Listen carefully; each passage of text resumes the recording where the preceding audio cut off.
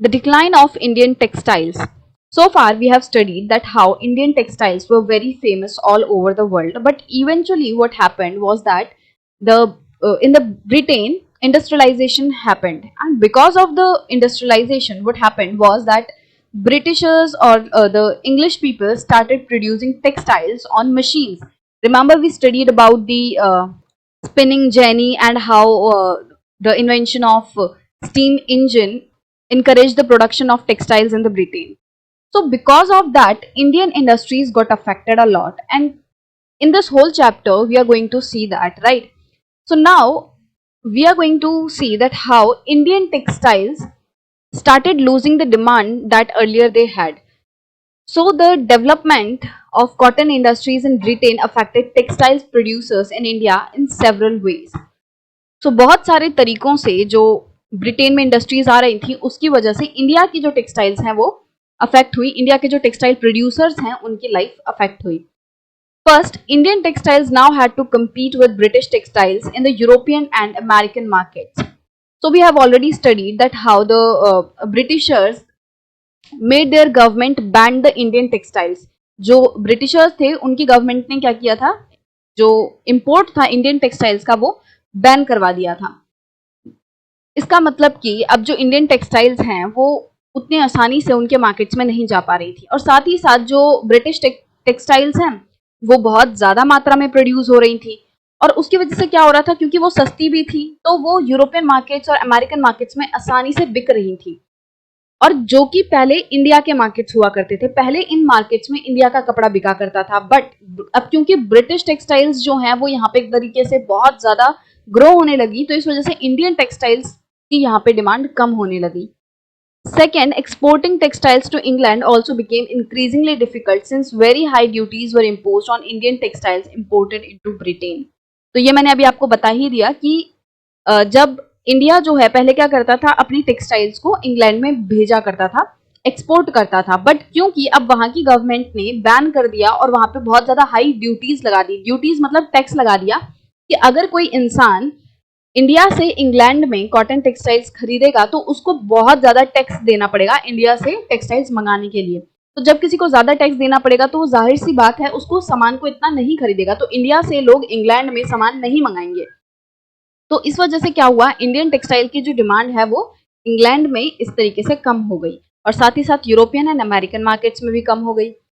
By the beginning of the 19th century, English-made cotton textiles successfully ousted Indian goods from their traditional markets in Africa, America and Europe. तो 19th century की शुरुआत तक क्या होने लगा कि जो इंग्लिश मेड कॉटन टेक्सटाइल्स थी, मतलब कि जो अंग्रेजों ने कॉटन टेक्सटाइल बनाई थी, कपड़े बनाए थे, उनकी वजह से क्या हुआ कि इंडिया के जो ट्रेडिशनल मार्केट्स थे, इंडियन टेक्सटाइल के जो मार्केट्स थे, जैसे कि अफ्रीका हो गया, अमेरिका हो गया, यूरोप हो गया, इन पूरे मार्केट्स में से इंडियन गुड्स को एक तरीके से इंग्लिश गुड्स ने बेदखल कर दिया. ऑस्टेड मतलब होता है बेदखल, एक तरीके से कंपटीशन से एकदम बाहर निकाल दिया कि अब इन मार्केट्स में इंडियन टेक्सटाइल्स की डिमांड नहीं रही थी, बहुत कम हो गई थी, और ज्यादा से ज्यादा लोग अब इंग्लिश मेड कॉटन क्लोथ्स को डिमांड कर रहे थे. Thousands of weavers in India were now thrown out of employment. अब क्योंकि इंडियन टेक्सटाइल्स की डिमांड ही नहीं है, जब किसी चीज की डिमांड नहीं होगी तो जो उस सामान को बना रहा है वो क्यों बनाएगा, है ना. तो यहाँ पे हमारे बहुत सारे वीवर्स थे जो कपड़े को बुनते थे. अब क्या हुआ, क्योंकि कपड़े की डिमांड हो ही नहीं रही है तो वीवर्स जो है वो कपड़ा बना भी नहीं रहे थे, और मतलब कि उनकी एम्प्लॉयमेंट जो है एक तरीके से खत्म हो गई थी, क्योंकि अब वीवर्स से कोई कपड़ा खरीदने वाला है ही नहीं, तो उन्हें पैसे भी नहीं मिलेंगे, वो कपड़ा बेच नहीं पा रहे तो उन्हें पैसे नहीं मिलेंगे, और इस वजह से वो एक तरीके से बेरोजगार होते जा रहे थे, उनकी जो एम्प्लॉयमेंट है वो खत्म होती जा रही थी. Bengal weavers were the worst hit, और इससे सबसे ज्यादा जो प्रभावित हुए थे लोग, जिन पे सबसे ज्यादा अफेक्ट हुआ था, वो थे बंगाल के viewers. English and European companies stopped buying Indian goods and their agents no longer gave out advances to weavers to secure supplies. तो क्या हुआ, जो इंग्लिश एंड यूरोपियन कंपनीज पहले जो कि इंडियन क्लोथ्स को मंगाया करती थी, अब उन्होंने वो भी मंगाना बंद कर दिया. तो इंडियन गुड्स को अब इंग्लिश और यूरोपियन कंपनीज नहीं मंगा रही, क्योंकि अब वो अपने ब्रिटेन के कपड़े खरीदेंगे, अपने जो वहां पे बन रहे हैं अब उसे खरीदेंगे. तो इस वजह से क्या हुआ, जो बीच में एजेंट रहते थे, मतलब मान लो ये इंडियन वीवर है, बीच में ये एजेंट है और यहाँ पे ये अंग्रेज हैं, ठीक है, जो इंग्लिश मैन है.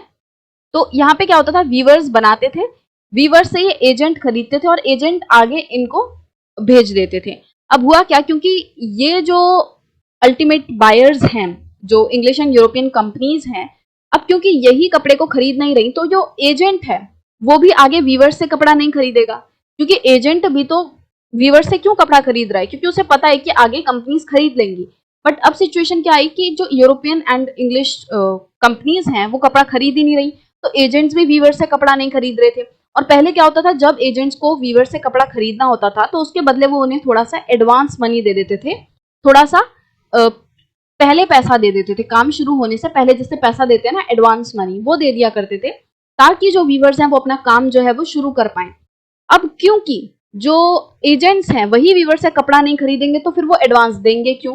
तो मतलब कि इंडियन जो वीवर्स हैं उनकी रोजी रोटी पे बात आ रही थी, उनकी एम्प्लॉयमेंट पे बात आ रही थी कि अब उनकी जो एम्प्लॉयमेंट है वो एक तरीके से खत्म हो रही थी। Distressed weavers wrote petitions to the government to help them. और बहुत ही ज्यादा परेशान होकर जो वीवर्स हैं, जो बुनकर हैं, उन्होंने क्या किया, गवर्नमेंट को पिटीशन लिखी, एक अर्जी दी। But worse was still to come. But ये सब तो फिर भी हो रहा था, जो हो रहा था, अभी बहुत बुरा होना बाकी था। By the 1830s British cotton cloth flooded Indian markets. तो 1830 के आते आते क्या हुआ कि इंडियन मार्केट्स में क्या हुआ, मतलब कि हमारे इंडिया में पहले हमने देखा कि इंडिया की जो डिमांड थी बाहर के देशों में वो कम होनी शुरू हुई। बट अब क्या हुआ, हमारे खुद के देश में हमारे खुद के कपड़ों की डिमांड खत्म हो गई। तो मतलब कि अब तो पूरे तरीके से जो हमारे इंडियन व्यूवर्स पे थोड़ा बहुत ऑप्शन था कि चलो हम दूसरे देशों को नहीं बेच रहे, तो क्या हो गया, हम अपने देश में अपने लोगों को तो बेच सकते हैं अपना कपड़ा। बट अब उनके पास वो ऑप्शन भी खत्म होता जा रहा था, क्योंकि 1830s तक जो ब्रिटिशर्स हैं उन्होंने अपने कपड़े, मतलब जो ब्रिटिश कंपनीज हैं, उन्होंने अपने कपड़े इंडिया के मार्केट में बेचना स्टार्ट कर दिए थे। और इंडिया में क्या हो रहा था, अब ब्रिटेन वाले जो कपड़े हैं, इंग्लिश जो कपड़े हैं, वहां से जो बन के आए हैं वही आपको चारों तरफ देखने मिल रहे थे। In fact, by the 1880s, two-thirds of all the cotton clothes worn by Indians were made of cloth purchased in Britain. और 1880s तक तो ये हाल हो गया था कि इंडिया में जितने भी लोग कॉटन क्लोथ्स पहन रहे हैं ना, उनमें से लगभग 2/3 लोग ऐसे कपड़े पहन रहे थे जो कि ब्रिटेन वाले कपड़े हैं, जो कि वहां से खरीदे हुए कपड़े हैं, मतलब कि जो ब्रिटेन में प्रोड्यूस हुए हैं। This affected not only specialist weavers but also spinners. अब हुआ क्या, क्योंकि इंडिया में अब इंडिया के कपड़ों की ही डिमांड कम हो गई, जैसे मैंने अभी आपको बताया कि पहले धीरे धीरे करके वर्ल्ड मार्केट में जो इंडियन टेक्सटाइल्स की डिमांड थी वो कम हुई। बट फिर क्या हुआ, इंडियन मार्केट में भी, हमारे खुद के देश में ही हमारे इंडियन कॉटन टेक्सटाइल्स की जो डिमांड है वो कम होती चली गई। और डिमांड कम होगी तो फिर जो वीवर्स हैं वो अपना सामान बेच ही नहीं पाएंगे, क्योंकि अब उनसे कोई खरीद ही नहीं रहा, और जब खरीद नहीं रहा तो उनके पास पैसा नहीं आएगा, तो वो उनकी लाइफ पे बहुत ज्यादा अफेक्ट करेगा ही करेगा। तो अब क्या हुआ, वीवर्स जो हैं वो सिर्फ और सिर्फ वही ऐसे नहीं थे जिनकी लाइफ अफेक्ट हो रही थी। हमने पढ़ा था अपने पिछले सेक्शन में कि बहुत सारे ऐसे लोग होते हैं जो कि वीवर्स को हेल्प करते हैं। वीवर्स क्या करते हैं, कपड़े को बुनते हैं, पर कपड़ा कब बुनेगा, जब धागा होगा, और धागा कब होगा, जब कॉटन होगी। तो देखो, इस तरीके से हर पर्सन जो इस पूरी इंडस्ट्री से जुड़ा हुआ था वो अफेक्ट हो रहा था। स्पिनर्स जो कि धागा बनाते हैं वो अफेक्ट हो रहे थे, क्योंकि अब वीवर्स काम नहीं कर रहे थे, वीवर्स के पास काम नहीं था, तो वो भी धागा नहीं खरीदेंगे। वो भी तो धागा तभी खरीदेंगे ना जब उन्हें कपड़ा बनाना होगा। बट अब वो कपड़ा बना ही नहीं रहे, उनके पास डिमांड ही नहीं है, तो वो धागा क्यों खरीदेंगे। तो जो लोग धागा बनाते थे उनके लिए जो बिजनेस है वो भी ठप हो गया। So thousands of rural women who made a living by spinning cotton thread were rendered jobless. तो हजारों ऐसी औरतें जो कि पहले कॉटन थ्रेड स्पिन किया करती थी, मतलब कि जो सूत है उसे काता करती थी, अब वो औरतों के पास कोई काम नहीं रह गया था, क्योंकि अब उस चीज की डिमांड ही नहीं रही, तो वो भी जॉबलेस हो गई।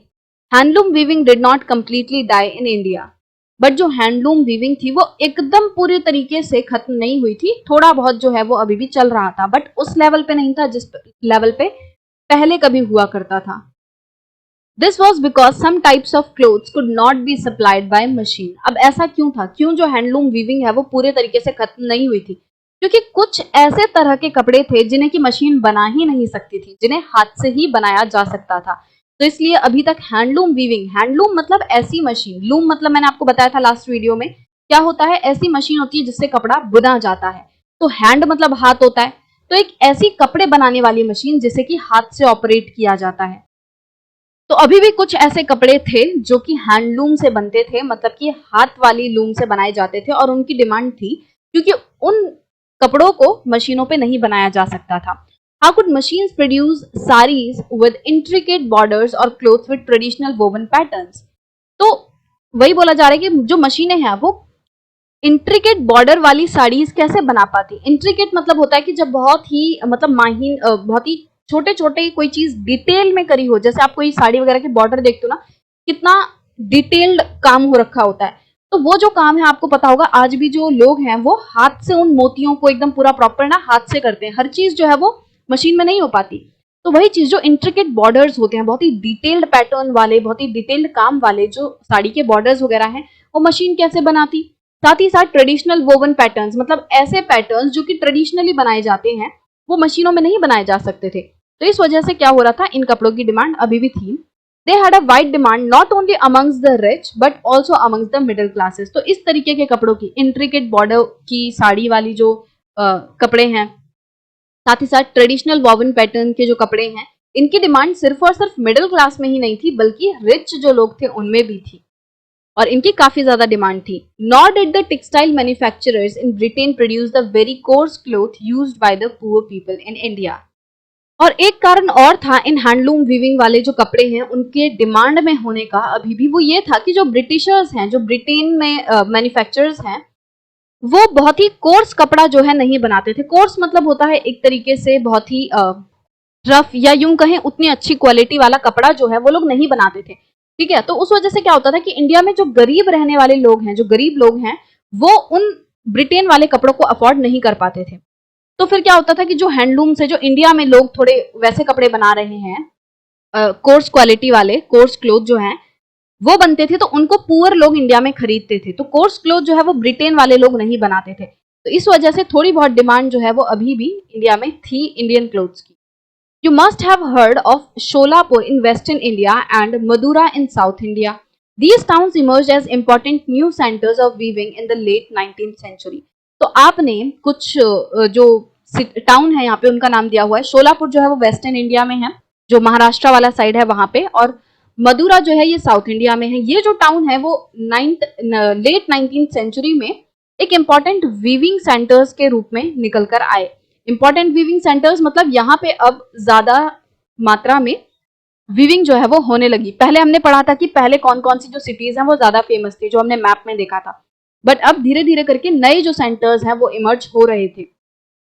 Letter during the national movement Mahatma Gandhi urged people to boycott imported textile and use hand spun and hand woven cloth.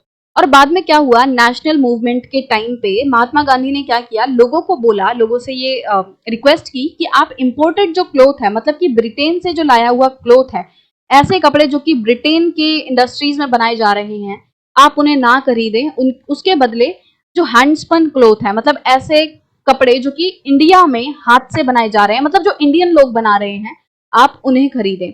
ठीक है, तो इंडिया में जो लोग हाथ से कपड़े को बुन रहे हैं, हाथ से धागा बना रहे हैं, उस तरीके के कपड़े आप खरीदें, और ये जो दूसरे देश के इंपोर्टेड क्लोथ्स हैं आप उन्हें ना खरीदें. तो महात्मा गांधी ने इस तरीके से लोगों को अर्ज किया था.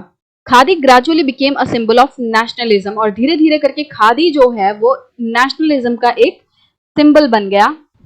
तो जो hand spun and hand woven cloth होता है ना, तो उसी को हम खादी कहते हैं. तो खादी जो है वो धीरे धीरे करके नेशनलिज्म का एक सिंबल बन गया. द चरखा केम टू रिप्रेजेंट इंडिया. चरखा क्या होता है, जो स्पिनिंग व्हील होता है जिससे कि सूत काटा जाता है, ये तो आपको पता ही है.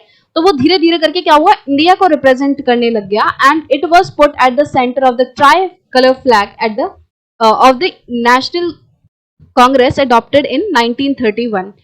तो 1931 में जो इंडियन नेशनल कांग्रेस ने अपना झंडा अडॉप्ट किया था, ट्राई कलर जो है फ्लैग, उसे अडॉप्ट किया था, तो उसके बीच में उस टाइम पे क्या रखा गया, जिसे आज हम देखते हैं वो चक्र है 24 तिल्लियों वाला. बट अब क्या किया, उससे पहले मतलब ये 1931 में क्या हुआ कि जो ट्राई कलर वाला फ्लैग है उसके बीच में चरखा रखा गया, और जो चरखा है वो इंडिया को सिंबलाइज करने लग गया, धीरे धीरे करके रिप्रेजेंट करने लग गया. What happened to the weavers and spinners who lost their livelihood? But उन लोगों का क्या हुआ, उन वीवर्स एंड स्पिनर्स का क्या हुआ जिनकी जो रोजी रोटी है वो छिन गई थी ब्रिटिशर्स के कारण, उनके कॉटन क्लोथ के कारण. Many weavers became agricultural labourers, बहुत सारे ऐसे वीवर्स थे जो एग्रीकल्चरल लेबरर्स बन गए थे, मतलब कि वो दूसरे के खेतों में जाके काम करते थे। Some migrated to cities in search of work, कुछ ऐसे लोग थे जो कि शहर चले गए थे काम की तलाश में। And yet others went out of the country to work in plantations in Africa and South America, और कुछ ऐसे ऐसे वीवर्स थे जो कि दूसरे देश में चले गए थे, जैसे कि अफ्रीका एंड साउथ अमेरिका, वहां पे प्लांटेशंस में काम करने के लिए। प्लांटेशंस जैसे कि चाय पत्ती वगैरह होते हैं ना, चाय के बागान होते हैं, इस तरह की प्लांटेशंस में काम करने के लिए वो लोग चले गए। तो क्या होता था, ये सारी जो जगहें हैं यहाँ पे अफ्रीका वगैरह, ये भी ब्रिटिशर्स की कॉलोनी होती थी। तो ब्रिटिशर्स क्या करते थे कि जैसे इंडिया वगैरह से यहाँ से लोगों को ले जाते थे वहां पे अपनी प्लांटेशंस में काम करवाने के लिए। तो कुछ लोग जो है इस तरीके से दूसरे देश चले गए। Some of these handloom weavers also found work in the new cotton mills that were established in Bombay, now Mumbai, Ahmedabad, Sholapur, Nagpur and Kanpur। और कुछ ऐसे हैंडलूम वीवर्स भी थे जिन्हें की जो नई नई स्टैब्लिश्ड हुई थी कॉटन मिल्स, उनमें उन्हें काम मिल गया था। तो बॉम्बे में जो है सबसे पहले कॉटन मिल जो है वो स्टैब्लिश्ड हुई थी। तो धीरे धीरे करके इन शहरों में जब कॉटन मिल स्टैब्लिश्ड होने लग गई तो कुछ वीवर्स को उन मिल्स में भी काम मिलने लग गया। So now they have given these two articles so that you can have a deeper insight into the situation of weavers. So the first one is we must starve for food. तो वो कह रहे हैं कि हम भूखे मर जाएंगे। In 1823, the company government in India received a petition from 12,000 weavers stating, तो 1823 में जो कंपनी गवर्नमेंट है, मतलब कि इस टाइम पे जो कॉलोनियल गवर्नमेंट थी, जो ईस्ट इंडिया कंपनी थी, उसने गवर्नमेंट बना चुकी थी ना, तो उस गवर्नमेंट के पास 12,000 वीवर्स के द्वारा दी गई एक पिटीशन आती है। Our ancestors and we used to receive advances from company and maintain ourselves and our respective families by weaving companies superior assortments। तो जो वीवर्स हैं वो कहते हैं कि हमें और हमारे पुरखों को शुरू से ही एडवांस मिला आ रहा है कंपनी से। एडवांस मतलब कि किसी भी काम को शुरू करने से पहले जब कुछ पैसा दे दिया जाता है, राइट, तो वो एडवांस हो गया। तो कंपनी जो है वो इन वीवर्स को एडवांस में मनी दिया करती थी ताकि ये लोग उनके लिए अच्छे अच्छे कपड़े जो है वो बुन सकें। फिर वीवर्स कहते हैं owing to our misfortune the orangs have been abolished ever since, because of which we and our families are distressed for want of the means of livelihood। तो पहले क्या होता था कि जब हमें कंपनी से एडवांस मिलता था तो उस एडवांस की मदद से हम अपने परिवारों का पेट जो है वो भर लिया करते थे। बट अब क्या हो रहा है कि औरांग जो है वो बैन कर दिए गए हैं। औरांग क्या होते हैं? A Persian term for a ware house.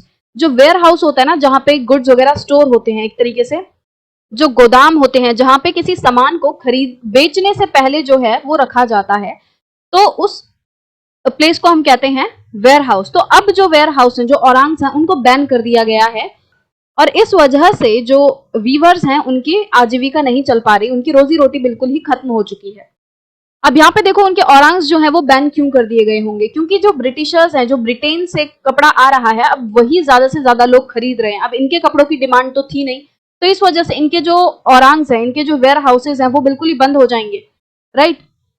We are weavers and do not know any other business. हम बुनकर हैं, हम वीवर्स हैं और हमें वीविंग के अलावा और कुछ नहीं आता। We must starve for food if the board of trade do not cast a look of kindness towards us and give orders for cloth। तो हम लोग भूखे मर जाएंगे अगर जो बोर्ड ऑफ ट्रेड है उसने हमारे और थोड़ी सी दया नहीं दिखाई, थोड़ी काइंडनेस नहीं दिखाई। मतलब कि वो कह रहे हैं कि जो बोर्ड ऑफ ट्रेड है वो थोड़े से कपड़ों का ऑर्डर हमें दे दे ताकि हम कपड़े बना लें, और मतलब कपड़े बनाएंगे वो कंपनी को बेचेंगे तो थोड़ा पैसा भी मिलेगा, तो उस हिसाब से ताकि इनका घर जो है वो चल सके, वरना ये भूखे मर जाएंगे। The next article is please publish this in your paper, कि कृपया करके अपने जो पेपर्स हैं उनमें इसे छापें। One widowed spinner wrote in 1828 to a Bengali newspaper समाचार दर्पण डिटेलिंग हर plight। तो एक विडो स्पिनर थी, मतलब कि एक ऐसी औरत थी, विधवा थी, जिनके हस्बैंड अभी नहीं थे, तो वो स्पिनर थी, मतलब कि वो सूत काटा करती थी, धागा बनाती थी। तो 1828 में उन्होंने एक बंगाली न्यूज़पेपर को एक आर्टिकल एक तरीके से भेजा, अपनी जो फ्लाइट है, अपनी जो दुर्दशा है, उनकी जो सिचुएशन है उसको डिटेल में बताते हुए। To the editor, समाचार, I am a spinner. After having suffered a great deal, I am writing this letter.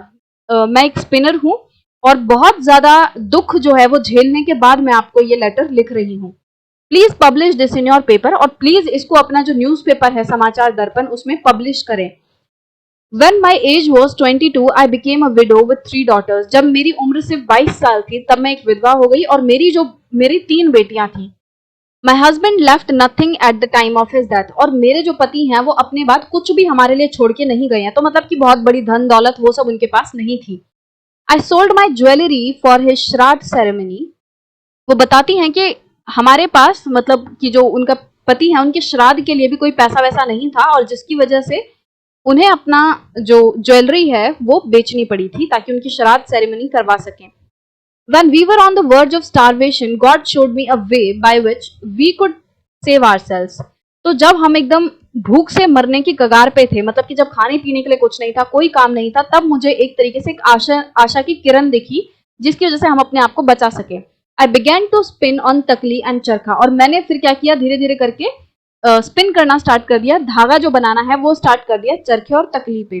तो वो उनकी एक तरीके से उम्मीद की तरह किरण जो है वो नजर आई कि अब वो स्पिन करके धागा बना के अपनी बेटियों को पाल सकती थी. The weavers used to visit our house and buy the charkha yarn at 3 tolas per rupee. तो जो वीवर्स हैं मतलब बुनकर हैं, तो बुनकर कैसे कपड़ा बुनेंगे, धागे से. तो वो क्या करते थे, वो इन लोगों के पास आते थे और जो धागा है, यार्न है, वो खरीद के ले जाते थे. और कितना रुपया देते थे, 3 तोले के लिए 1 रुपया देते थे. Whatever amount I wanted as advance from the viewers, I could get for the asking.